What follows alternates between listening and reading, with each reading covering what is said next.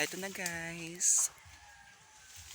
Kukuha po kami ng kahoy kasi walang kahoy. Panggatong.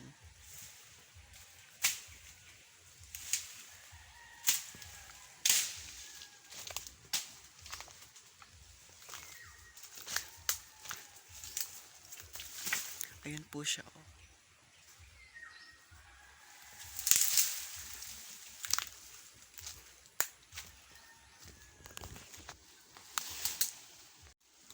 Ayan po siya, nangunguha ng kahoy.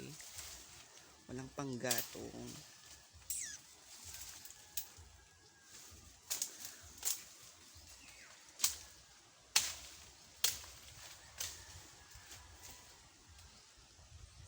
Ito na guys, yung nakuha naming kahoy, mga tuyo po siya para madali siyang anuhan ng apoy.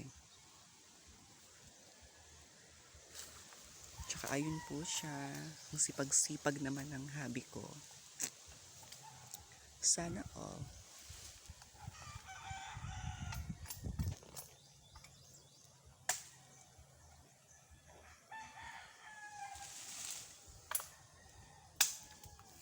Masipag ka lang dito, may panggatong ka na.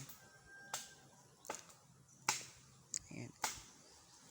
Dapat kasing sipag ka nun, oh. Kasing sipag ka ng hubby ko.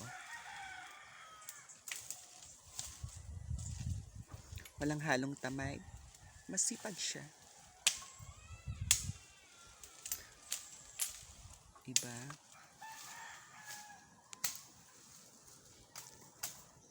Kaya sa mga katulad namin na mga taga-probinsya, puso-puso kayo dyan.